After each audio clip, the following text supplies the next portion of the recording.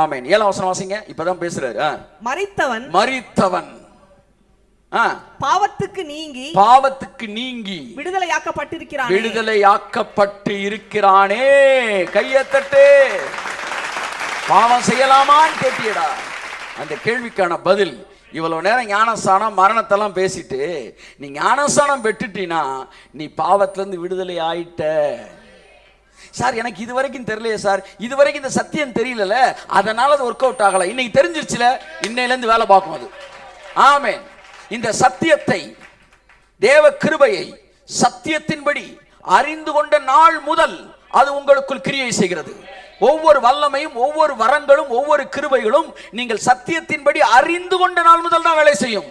ஞானஸ்தானத்தில் என் பாவ சரீரம் செத்துருச்சுன்னு நீங்க புரிஞ்சுக்கிட்டீங்கன்னா இன்னையில இருந்து இது உங்கள்கிட்ட வேலை பார்க்கும்.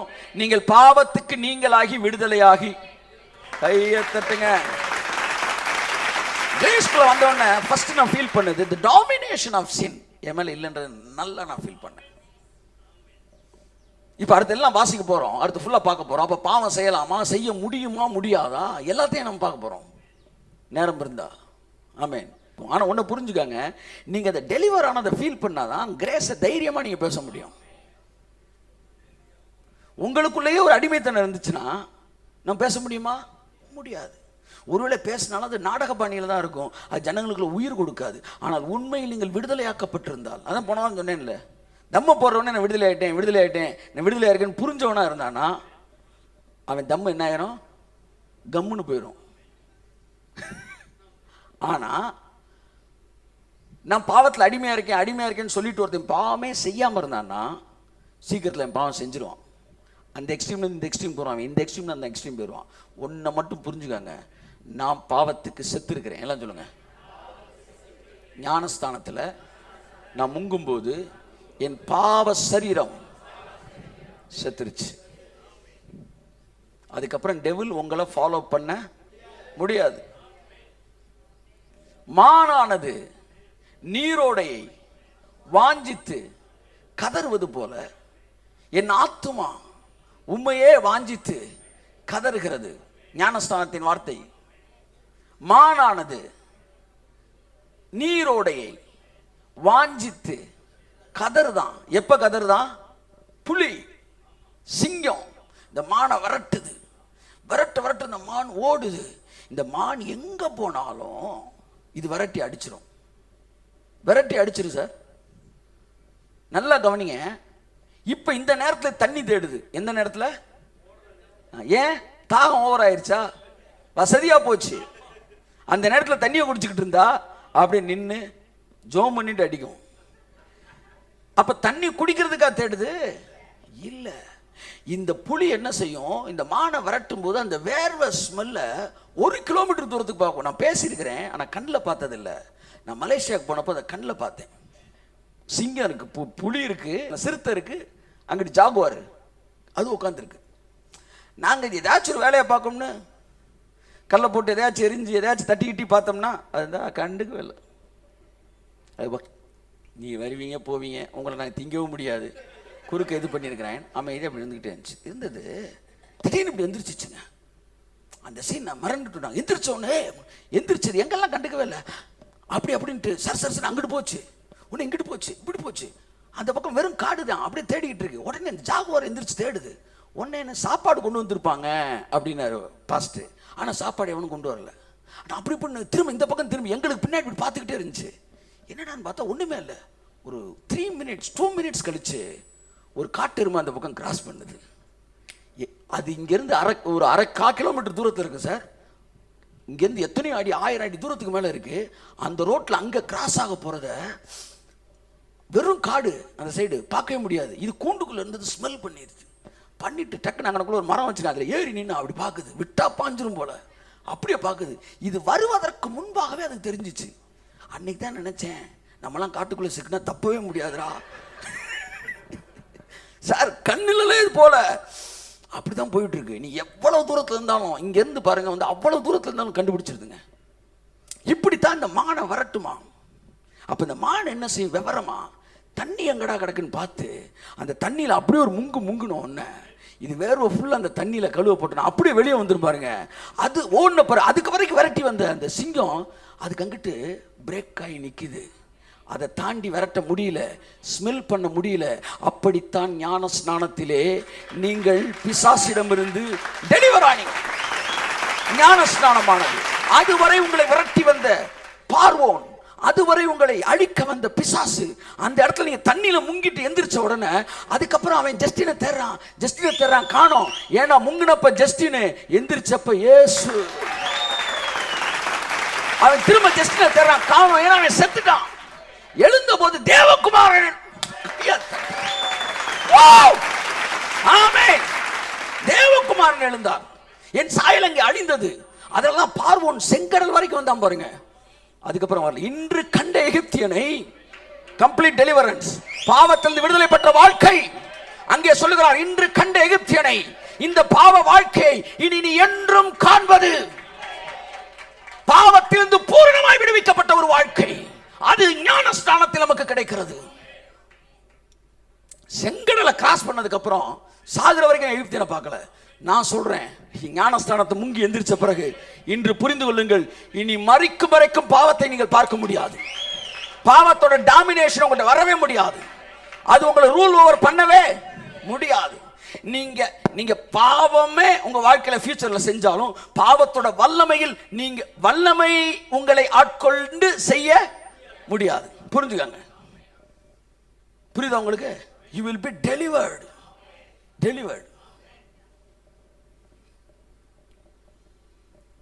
இன்னொன்னு சொல்லவா, இனிமே நீங்க ஒன்று செஞ்சீங்கன்னா அவனுடைய அழுத்தத்தில் நீங்க செய்ய வேண்டிய அவசியம் இருக்காது. இனி நீங்க செஞ்சீங்கன்னா அது காரணம் அவன் சொல்லவும், ஏன்னா அவன்கிட்ட இருந்து டோட்டலா டிஸ்கனெக்ட் ஆயிட்டீங்க. நீங்க கையை தட்டுங்க, கொடுங்க சார். ஆமென், அப்படி ஆமென். பாவ சரீரம் ஒளிந்து போகும் பொருட்டாக நம்முடைய பழைய மனுஷன் அவரோடு கூட சிலுவையில் அறையப்பட்டது என்று அறிந்திருக்கிறோம். மரித்தவன் பாவத்திற்கு நீங்களாகி விடுதலையாக்கப்பட்டிருக்கிறான். இந்த மரணத்துக்கு கீழே மட்டும் ஏகப்பட்ட ஆசீர்வாதங்கள் இருக்கு. ஆகையால் கிறிஸ்துவுடனே கூட நாம் மரித்தோமானால் அவருடனே கூட பிழைத்தும் இருப்போம் என்று நம்புகிறோம். மரித்தோரிலிருந்து எழுந்த கிறிஸ்து மரிப்பதில்லை என்று அறிந்திருக்கிறோம். இம்மார்டாலிட்டி, ஞானஸ்தானம் பெற்றவனுக்கு இம்மார்டாலிட்டி இருக்கு. அதை பற்றி பைபிள், மரணம் இனி அவரை ஆண்டு கொள்வது இல்லை. வீட்டில் போய் நீங்கள் இதெல்லாம் தியானிங்க. அவர் மரித்தது பாவத்துக்கென்று ஒரே தரம் மரித்தார். யார் பாவத்துக்கென்று? என்ன போடவே இல்லை. அப்புறம் அவர் பாவத்துக்கு மரிச்சாரு. சத்தியமா அவர் பாவம் செய்யலை. அப்ப யார் பாவத்துக்கு தான் மரிச்சிருக்கிறாரு? என் பாவத்துக்கு நம்ம அவர் பிழைத்திருக்கிறது தேவனுக்கு என்று பிழைத்திருக்கிறார். அடுத்த வசனம் வாசிங்க. அப்படியே நீங்களும் உங்களை பாவத்திற்கு மரித்தவர்களாகவும். முக்கியமானது இங்க இருக்கு, அண்டர்ஸ்டாண்டிங் இங்க இருக்கு. புரிஞ்சுக்காங்க. ஞானஸ்நானம் பெற்றாலும் இங்கே நீங்கள் புரிந்து கொள்ளும் போதுதான் இந்த மரணத்தின் வல்லமை உங்கள்ட்ட வேலை பார்க்கும். செத்தவன் எப்படி பாவத்தில் விடுதலையாக இருக்கானோ அப்படி நீயும் விடுதலையாக முடியும். இந்த கால வேளையில கர்த்தருடைய ஆவியானவர் சொல்லுகிறார், நீ புரிந்து கொள்வாயானால், நான் மரித்தவன் என்பதை அறிந்து கொள்வாயானால், மரணத்தின் சாயல் என் மீது இருக்கிறது என்று புரிந்து கொள்வாயானால், பாவத்தின் மீது இருக்கிற பற்றும் ஆசையும் விருப்பமும் உன்னை விட்டு 100% விடுதலையாகப்படும். ஆமென் சொல்லுங்க.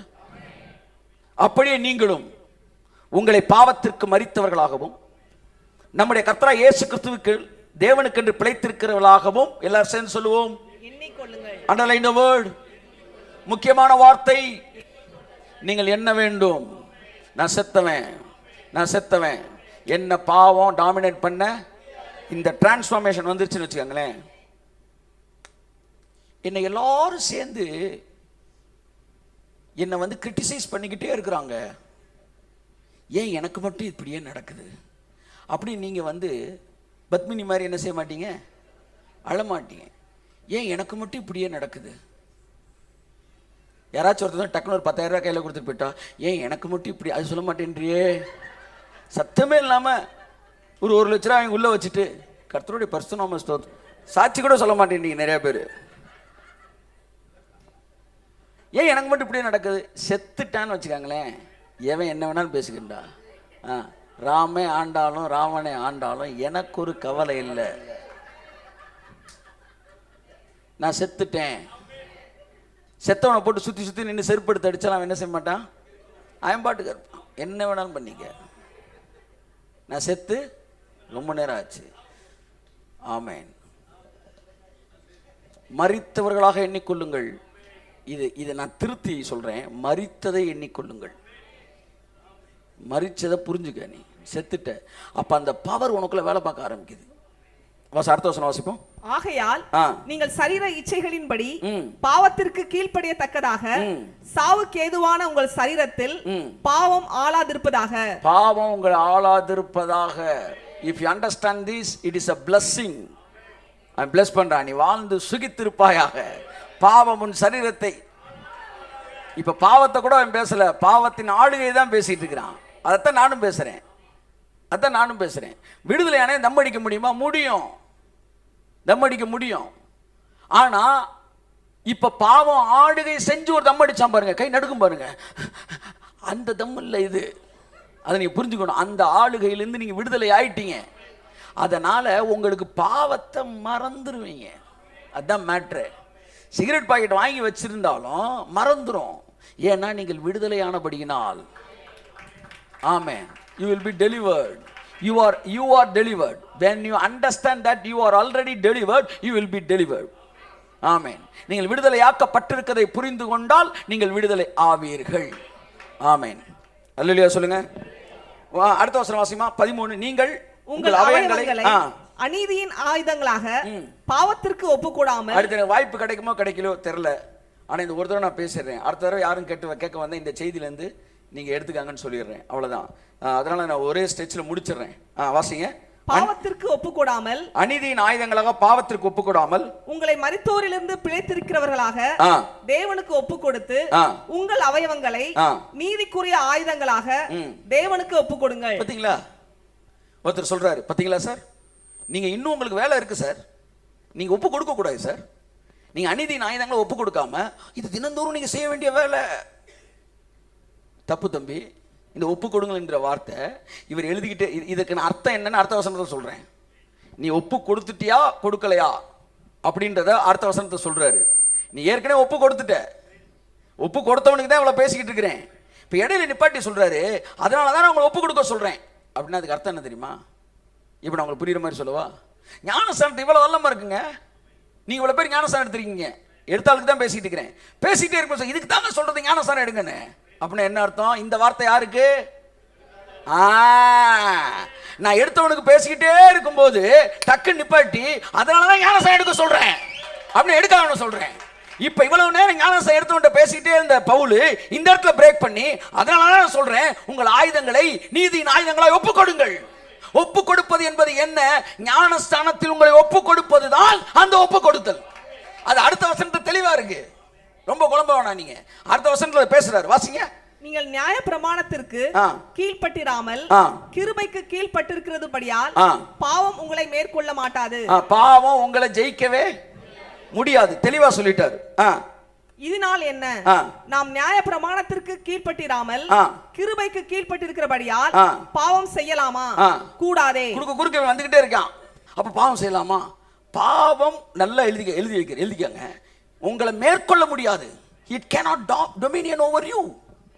அது உன்னை மேற்கொள்ள முடியாது, உன்னை அழுத்த முடியாது, உன் கழுத்து பிடிச்சு அமுக்க முடியாது, பாவம் செய்யும்படி கொஞ்சம் ஆளுகை செய்ய முடியாது. என்றால் விடுதலையாக்கப்பட்டிருக்கிறாய், கம்ப்ளீட்லி டெலிவர்டு. அப்படின்னா பாவம் செய்யலாமா கேட்கிறாரு. அவர் என்ன சொல்றாரு? முடியாது. ஏன்னா மரணத்துக்கு ஏதுவான, நல்லா கவனிங்க தயவு செய்து, கர்த்தர் உங்களுக்கு கண்ணு திறப்பார். ஒரு வசனத்தை நல்லா கவனிங்க. மரணத்திற்கு ஏதுவான பாவத்துக்கானாலும் நீதிக்கு ஏதுவான கீழ்ப்படுதலுக்கானாலும் எதற்கு கீழ்ப்படியும்படி உங்களை அடிமைகளாக ஒப்பு கொடுக்கிறீர்களோ, தினந்தோறும் நடப்பதல்ல, ஒரு முறை நடப்பது, எதற்கு ஒப்பு கொடுக்கிறீர்களோ அதற்கே கீழ்ப்படுகிற அடிமைகளாய் இருக்கிறீர்கள். ஒரு முறை ஆதாம் ஒப்பு கொடுத்தபடியினால் அதற்கே கீழ்ப்படுகிற அடிமையாய் நாம் இருந்தோம். ஒரு முறை நீ ஞானஸ்தானத்தில் ஒப்பு கொடுத்தால் அதற்கே கீழ்ப்படுகிற அடிமையாய் நீ இருக்கிறாய். கீழ்ப்படுகிற அடிமைனா என்ன? ஆதாம் பழத்தை சாப்பிட்டனால அதுக்கப்புறம் அவன் அடிமை ஆயிட்டான். என்ன அடிமை ஆயிட்டான்? அவன் சொன்னதெல்லாம் செய்யக்கூடிய அந்த அடிமை ஆயிட்டான். அப்படித்தான் நீ ஞானஸ்தானம் எடுத்தனால உனக்கு தெரியல, நீ நீதியை செய்வதற்கு அடிமையாக மாறிவிட்டாய். அதனாலதான் முந்திர வசனத்துல சொல்றாரு, பாவம் செய்யலாமா? கூடாதே.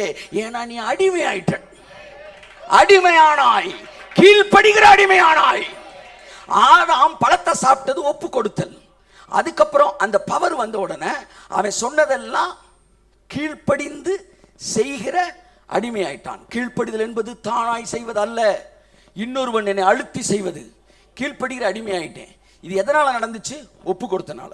இங்க ஞானஸ்தானத்துக்கு ஒப்பு கொடுத்ததுனால் நீதிக்கு கீழ்ப்படுகிற அடிமையாயிட்டேன். அதனால என்னால செய்ய. ஞாயிற்றுக்கிழமை காலையில் நல்ல படம் போடலையா? டிவியில் போட்டுட்டு தானே இருக்காங்க. நம்ம ஏன் பார்க்கல? என்னதான் படம் போட்டாலும் நம்மளால பார்க்க.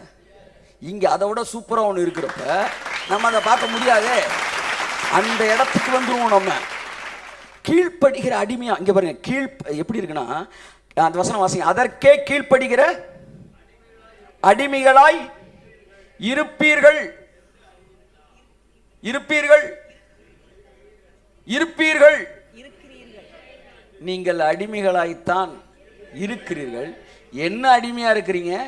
கீழ்ப்படுகிற அடிமையா இருக்கிறீங்க. எதனால கீழ்ப்படுகிற அடிமை ஆயிட்டீங்க?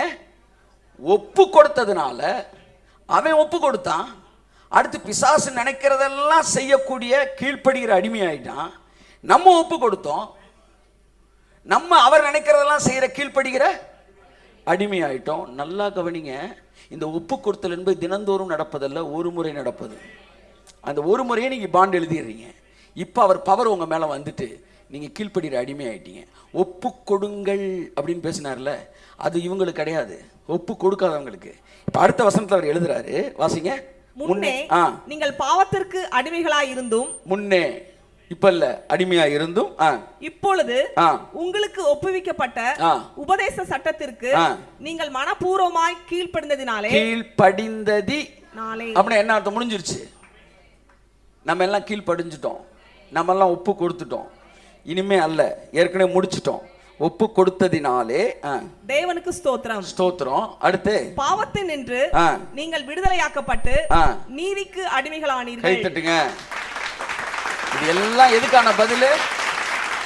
பாவம் செய்யலாமா என்கிற கேள்விக்கு தான் பதில் சொல்லிக்கிட்டே வராரு.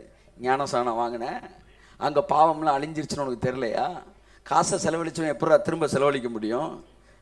நீ ஒப்பு கொடுத்த ஆதாம் எப்படி அடிமையானா, நீ இங்கே ஒப்பு கொடுத்த நீ அடிமையாயிட்ட.